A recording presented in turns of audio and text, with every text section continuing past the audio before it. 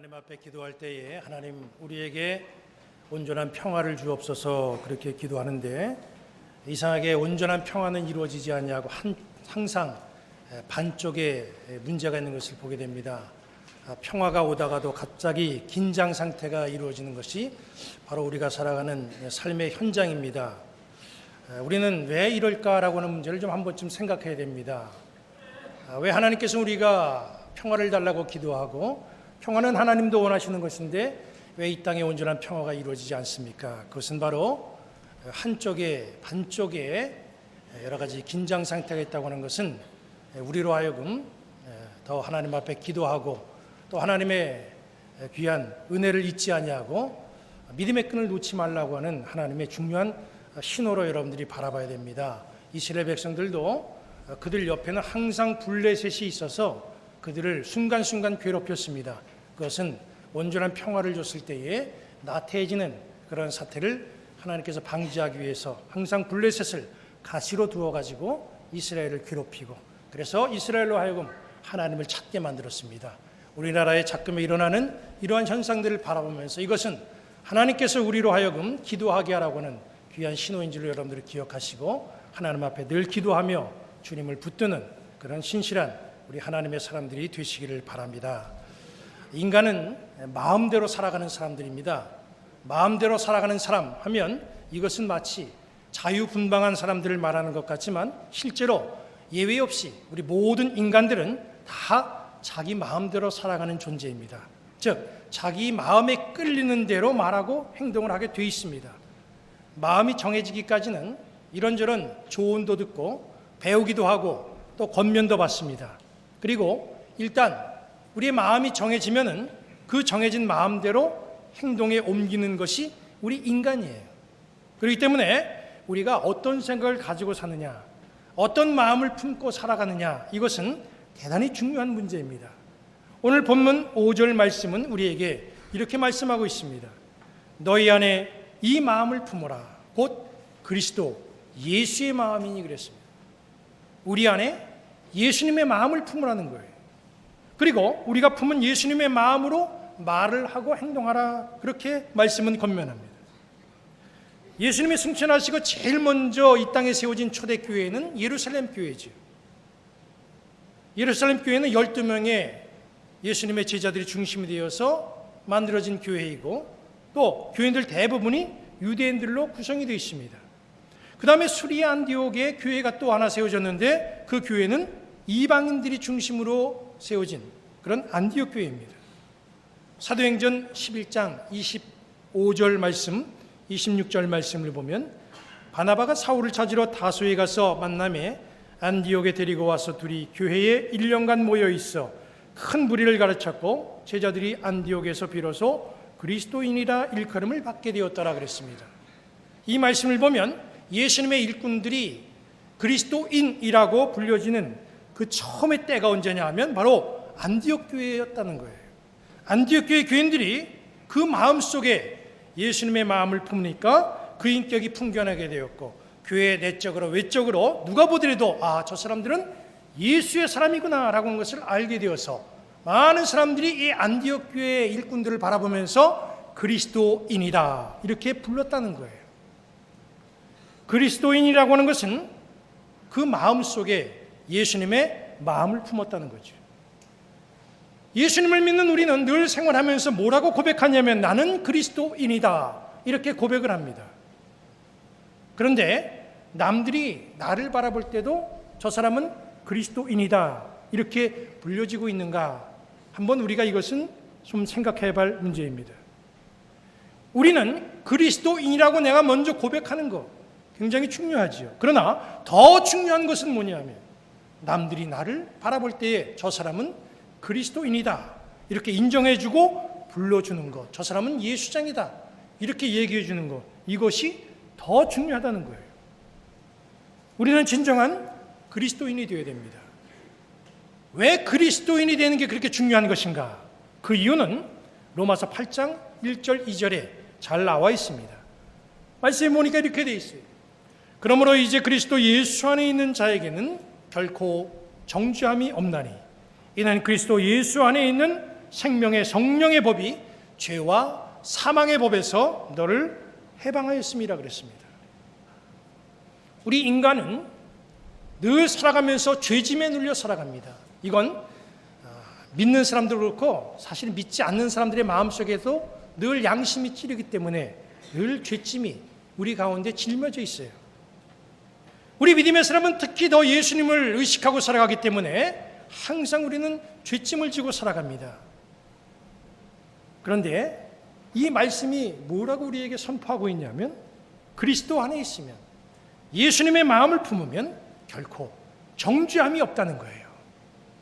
이 세상에 우리가 허물이 많고 부족해서 죄도 수없이 짓고 우리는 매일 주님 앞에 잘못됐다고 고백하면서도 또 죄를 지으면서 우리는 죄에 시달리고 있는데, 그래서 사람들은 나를 바라볼 때에 또 우리가 스스로 생각할 때도 나는 죄인이다 하면서 늘 정죄하며 살아가고 있는데 그리스도 안에 있으면 정죄함이 없다고 하니 이게 얼마나 큰 축복입니까?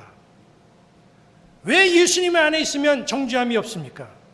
예수님에 계신 곳에는 죄와 사망의 법이 자리할 수 없기 때문이라고 이 말씀은 우리에게 증거하고 있습니다. 내가 누구하고 자리하고 있느냐, 여기에 따라서 말하는 것도 그렇고 또 분위기도 그렇고 환경도 그렇고 다 달라집니다. 여러분이 살아가면서 여러분 옆에 자식이 있을 때와 목사가 있을 때와 성도 여러분 우리 같은 교우들이 있을 때와 여러분 친구가 있을 때는 다 다릅니다. 그 분위기도 다르고요, 그리고 말도 다르고 여러분의 행동도 다를 수밖에 없어요. 예수님이 나와 함께 계신다는 걸 한번 생각해 보세요. 목사도 아니고 친구도 아니고 내 자식도 아니고 예수님이 옆에 계신다, 예수님이 내 안에 함께 계신다, 그렇게 생각하면 당연히 내 마음속의 환경도 달라질 수밖에 없다는 거예요. 여기에는 절대로 죄와 사망의 법이 자리할 수가 없지요. 예수님이 계신 곳에 어떻게 죄가 자리합니까? 오늘 그래서 우리는 오늘 두 가지를 좀 생각을 해봐야 됩니다. 하나가 뭐냐 하면 죄와 사망의 이 상태를 이기게 하시는 예수님의 마음, 예수님이 내 마음에 계시면 죄와 사망의 법에서 내가 해방된다고 했는데 과연 그렇게 만들어주시는 그 예수님의 마음이 어떤 마음이냐는 거예요. 그 다음에 또 하나는 나는 그런 죄와 사망의 법에서 해방시켜 주시는 그 예수님의 마음을 내가 지금 품고 살아가느냐라고 하는 것, 이걸 우리가 한번 이 시간에 생각해 보자는 겁니다. 예수님의 마음이 어떤 마음이에요? 본문은 그것을 우리에게 정확하게 말씀해 주고 있습니다. 여기 본문 빌립보서 2장 5절부터 8절 말씀 우리가 함께 교독해서 볼까요? 제가 먼저 5절을 보겠습니다. 너희 안에 이 마음을 품으라. 곧 그리스도 예수의 마음이니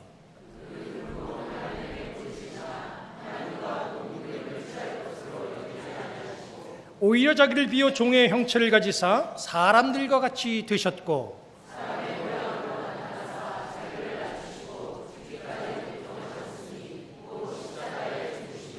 아멘. 예수님의 마음을 그대로 나타내준 그런 교과서 같은 말씀이 여기 나와 있습니다. 예수님의 마음이 어떤 마음입니까? 하나님의 격을 내려놓으시고 자기를 비우시고 사람이 되셨고 복종하시는 마음, 이것이 주님의 마음이라는 거예요. 그런데 그리스도인이라고 고백하는 우리 믿음의 사람들의 모습을 보면 이 내용은 다 알아요. 이론적으로는 다 압니다. 그런데 이 마음을 품고 살아가는 사람은 그렇게 흔하지가 않습니다. 예수님의 제자들조차도 예수님의 마음을 잘 몰랐어요. 뭔가 출세길이 열릴 것 같으니까 예수님을 따라 나선 것이지 뭐 내려놓고 비우고 십자가지라고 했으면 아마 이 사람들은 처음에 따라가지도 않았을 거예요. 우리 인간은 많은 약점들이 있습니다. 그 약점은 대부분 무엇과 연관이 되어 있냐면 우리의 기본적인 욕구와 연결이 되어 있어요. 이런 기본적인 욕구, 욕망, 이것을 사탄은 너무나 잘 알고 있습니다. 이게 인간의 약점이라고 하는 것을 사탄은 잘 알고 있다는 거예요. 그래서 인간이 가지고 있는 욕구를 욕망과 욕심으로 유도시켜서 우리를 파멸로 이끄는 게 사탄의 계략입니다. 창세기 3장 4절 5절 보니까 사탄이 하와를 유혹하기 위해서 제시한 게 있어요. 뭐냐면 하나님과 동등되게 하는 방법이 있다는 거였어요. 3장 4절 5절 말씀 보니까 뱀이 여자에게 이르되 너희가 결코 죽지 아니하리라. 너희가 그것을 먹는 날에는 너희 눈이 밝아져 하나님과 같이 되어 선악을 알 줄을 하나님이 아심이니라 그랬어요. 여기서 중요한 포인트는 하나님 같이 된다는 거예요.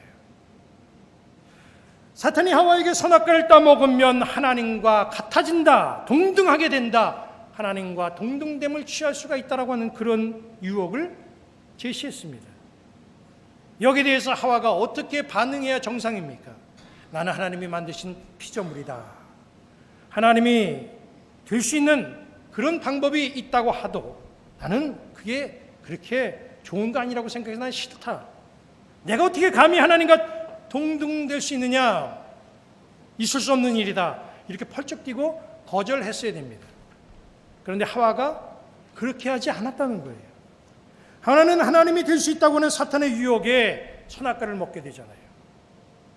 즉 하나님과 동등하게 되는 것을 원했다는 거예요. 이것이 바로 우리 인간의 마음속에 잠재되어 있는 무서운 욕망 중에 하나라는 거죠.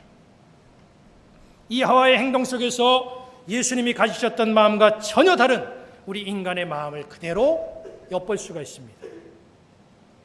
예수님은 하나님과 동등됨을 버리시고 사람이 되시려고 세상에 오셨는데 우리 인간은 신이 되려고 권위를 높이고 명예를 지키려 하고 권세를 누리려고 하고 그리고 우리는 이 땅에 있는 모든 것에서 위에 서려고 몸부림치고 있지 않는지 우리 모습을 한번 살펴봐야 됩니다. 권세, 권위, 명예 이것은 큰 일을 도모하는 정치인들에게만 해당되는 일이 아닙니다. 예수님은 정말 낮고 낮은 이 세상에 오셨는데 우리는 높은 하늘을 향하여서 바벨탑을 자꾸 쌓아가는 그러한 모습으로 우리의 모습을 자꾸 발전시켜 나가는 그런 인생이 아닌지 우리의 모습을 진정 돌아볼 필요가 있습니다. 예수님은 십자가에서 죽기까지 복종하셨는데 우리는 끝까지 살기 위해서 자기 주장을 내세우며 교만하고 있지는 않은지 우리를 살펴야 됩니다. 예수님은 모두를 살리기 위해서 자기를 버리셨는데 우리는 내 자신이 살기 위해서 모두도 버릴 수 있다. 이렇게 방식을 택하고 있지는 않은지 우리는 우리 자신을 살펴야 됩니다. 예수님을 믿는다고 한다면 무엇보다도 예수님의 마음이 내 마음속에 자리를 해야 돼요. 그래서 누가 뭐라고 하지 않아도 자연히 내 마음속에서 그 예수님의 성품이 풍겨져 나와야 됩니다. 예수님의 마음을 품고 있지 않으면 그것은 예수님의 사람이라고 볼 수가 없어요. 지금 이 세상에는 예수님의 마음을 품고 있지도 않으면서 나는 예수님의 사람이다 그렇게 이야기하며 살아가는 사람들이 너무나도 많이 있습니다. 그러다가 그 실체가 세상에 드러나게 되면 너무나 많은 충격과 실망을 안겨주죠. 요즘 언론에 오르내리는 충격적인 이야기들은 바로 이와 같은 사실을 대변해주고 있잖아요. 세상 사람들은 교회 다니는 사람들을 예수쟁이, 즉 예수님의 사람이라고 말합니다. 교회 다니는 초신자들은 집사님을 보면서, 집사님은 권사님들을 보면서, 권사님들은 장로님을 보면서, 장로님들은 목사들을 보면서 저분은 저렇게 오랫동안 신앙생활하고 그리고 성경도 저렇게 많이 알고 신앙생활 저렇게 열심히 하고 있으니 또 교회에서 저런 직분을 맡고 있으니 나보다야 더 넓은 예수님의 마음을 가졌을 것이다. 다 그렇게 생각을 합니다. 정말 그 생각이 맞는다고 한다면 우리는 틀림없는 예수님의 사람이에요. 그러나 만약 우리의 속사람이 그렇게 말하는 것과 다른 그렇지 않은 모습이라고 한다면 우리는 그렇지 않은 모습이 세상에 드러나게 됐을 때 세상 사람들에게 보여지는 충격과 세상 사람들을 시험에 빠뜨리게 하는 그것은 너무나도 크다는 사실을 우리는 기억해야 됩니다. 직분이 예수님의 사람을 인증하지 않습니다. 예수님의 사람은 예수님의 마음을 품어야 인증이 되는 거예요. 예수님의 마음을 품으면 많은 사람들은 세상에 살아갈 땐 손해가 난다고 생각합니다. 이건 신앙적으로 그렇게 살아가도 세상 살아가는 방법은 예수님이 살아가는 방법으로 살아갔다는 그냥 금방 망한다. 많은 사람들이 그렇게 생각해요. 자기를 비운다거나 낮춘다거나 겸손하게 살면 이건 손해가 나고 이건 실패할 수밖에 없다. 사람들은 그렇게 생각을 하고 이야기를 합니다. 그러나 그것은 어디까지 우리의 생각이지요. 실제로 그렇지는 않습니다. 손해가 왜 나나? 왜 실패하는가? 왜 인간관계가 뒤틀어지고 잘못되는가? 그 주요 요인을 살펴보면은 사실은 비우지 못하고 낮아지지 못하고 욕심을 분출하는 그런 것 때문에 바로 그런 문제들이 발생되는 거예요. 낮아지지 못하기 때문에 욕심이 그렇게 문제로 부각이 됩니다. 낮아지려고 하지 않고 높아지려고 하기 때문에 문제가 나타나는 거예요. 겸손하지 못하고 교만하기 때문에 문제입니다. 그러다 보니까 욕심 때문에 때로는 사기를 당해서 손해도 입잖아요. 높아지려다 보니까 원수들이 생겨나서 나를 괴롭히고 나도 괴롭게 됩니다. 그리고 심지어는 위협을 당하기도 해요. 교만하기 때문에 친구가 떠나고 주변에 사람들이 다 떠나버려요. 반면에 욕심을 버리고 나를 낮추고 겸손하게 살면 마음부터 일단 편안합니다. 그리고 주변에 사람들이 몰려들어요. 그런 사람을 그 누구도 시기하거나 질투하지 않습니다. 그런 사람은 해를 당할 이유도 필요도 없어요. 사기당할 이유도 없습니다. 지금까지 움켜쥐는 것이 또 나를 내세우는 것이 높아지려고 하는 것이 그게 내 살 길이다 이렇게 생각한 분이 계시다고 한다면 이제는 생각을 바꾸어서 예수님이 가지셨던 마음을 품어 보시기를 바랍니다. 예수님의 마음을 품으면 놀라운 반전의 역사가 일어나요. 그것을 본문 9절 10절은 이렇게 말씀하고 있습니다. 그러므로 하나님이 그를 지극히 높여 모든 이름 위에 뛰어난 이름을 주사 하늘에 있는 자들과 땅에 있는 자들과 땅 아래에 있는 자들로 모든 무릎을 예수의 이름에 꿇게 하시고 모든 입으로 예수 그리스도를 주라 시인하여 하나님 아버지께 영광을 돌리게 하셨느니라. 예수님이 그렇게 살아가시니까 하나님께서 모든 걸 다 바꿔주십니다. 사람들은 자기의 이름을 높아지기를 원하고 있어요. 그래서 자기를 위한 공적과 업적을 남기려고 애를 씁니다. 그래서 기념될 만한 건물을 짓든지 자서전을 씁니다. 그래서 뛰어난 이름을 이 세상에 남기기를 원해요. 그러나 이 같은 일은 대단히 위험한 일이에요. 인류의 역사 속에서 이름이 남아있는 사람들이 많이 있어요. 또 자기의 이름을 높이려고 하는 사람들도 많이 있어요. 그런데 모두가 다 뛰어난 이름은 아니었다는 거예요. 뛰어난 이름을 얻기 위해서 애를 쓴 사람들은 많이 있었지만 후대에 오히려 많은 사람들이 그 이름을 생각할 때마다 분노하고 침을 뱉는 이름들이 있다는 거예요. 높아지고 뛰어나게 되는 것은 내가 만드는 것이 아니라 하나님이 그렇게 해 주셔야 되는 겁니다. 예수님은 책 한 권도 안 쓰셨어요. 건물 하나 짓지 않았습니다. 그냥 자기를 낮추시고 이 땅의 공생애로 살아가시면서 십자가에 죽기까지 복종하는 그런 삶을 사셨어요.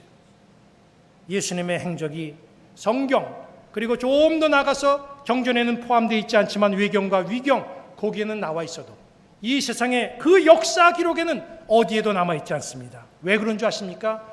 그 당시의 세상 역사가들 눈에 예수님의 행적은 별로 관심거리가 아니었다는 거예요. 그것은 그만큼 예수님의 행적이 그 세상에서 두각을 나타내지 않았다는 겁니다. 그 당시에 예수님의 존재는 마치 건축자들이 쓸모없이 버린 모퉁이의 돌쯤으로 사람들은 그렇게 여겨왔어요. 그런데 예수님의 삶이 그렇게 해서 묻혀졌습니까? 그 이름이 그렇게 해서 사라졌습니까? 구절을 보시면 하나님이 그를 지극히 높였다고 말씀하고 있습니다. 하나님이 그를 지극히 높였어요. 예수님이 스스로 높아지려고 발버둥 치신 것이 아니라 하나님이 높여주신 거예요. 지극히 높여. 이 말의 원뜻은 가장 높은 곳으로 올려지다 그런 뜻입니다. 높아지신 비결이 뭡니까? 예수님이 자기를 낮추시니까 하늘에서는 반대로 예수님을 지극히 높였다는 거예요. 그리고 모든 이름 위에 뛰어난 이름을 주셨다는 거예요. 그 비결은 바로 묵묵히 자기의 길을 걸어가시니까 하나님이 세워주신 겁니다. 뛰어난 이름, 이게 무슨 뜻입니까? 예수님의 이름에 권능이 있다는 거예요. 사도행전 3장에 보면 베드로와 요한이 성전문에서 날마다 이제 구걸하는, 걷지 못하는 그런 사람을 만나죠. 6절에 사도행전 3장 6절에 이렇게 말씀합니다. 베드로가 이르되 은과 금은 내게 없거니와 내게 있는 이것을 내게 주노니 나사렛 예수 그리스도의 이름으로 일어나 걸으라 하고, 오른손을 잡아 일으키니 발과 발목이 곧 힘을 얻고 뛰어서서 걸으며 그들과 함께 성전으로 들어가면서 걷기도 하고 뛰기도 하며 하나님을 찬송했다 그랬어요. 예수님의 이름으로 이 날 때부터 걷지 못했던 사람이 일어났습니다. 예수님의 이름에는 권능이 있기 때문에 그런 역사가 일어나는 거예요. 바울은 예수님을 믿는 그런 사람들을 핍박하기 위해서 다메섹으로 가던 중에 하늘에서 비추는 빛을 보고 쓰러졌습니다. 사도행전 9장 4절 5절 보니까 그 상황을 이렇게 말씀하고 있습니다. 땅에 엎드려져 들음에 소리가 있어 이르시되 사울아 사울아 내가 어찌하여 나를 박해하느냐 하시거늘 대답하되 주여 누구시니까 이르시되 나는 내가 박해하는 예수라. 바울은 음성 속에서 예수라고 하는 이름을 들었어요. 그 예수라고 하는 이름을 듣는 순간 그의 마음에 변화의 역사가 일어났던 겁니다. 예수님의 이름은 바울에게 변화를 주는 능력이었어요. 초대교회 때부터 지금까지 예수님의 이름은 많은 사람들을 변화시켰고 능력을 나타내었고 소망이 되어 왔습니다. 우리가 기도할 때에 예수님의 이름으로 마무리 기도하잖아요. 그것은 바로 예수님의 이름에 담겨져 있는 권능을 우리가 믿기 때문에 그런 거잖아요. 자기를 비우시고 낮아지시고 십자가에 죽기까지 복종하시는 그 예수님의 모습, 그 결과는 승리였다는 사실을 우리는 알아야 됩니다. 지금 우리는 사순절기를 보내고 있어요. 고난받는 주님을 기억하면서 올해 우리가 다짐하고 실천해야 될 가장 중요한 건 바로 예수님의 마음을 품는 겁니다. 이 사순절기에 자기를 비우는 신앙인 되시기 바랍니다.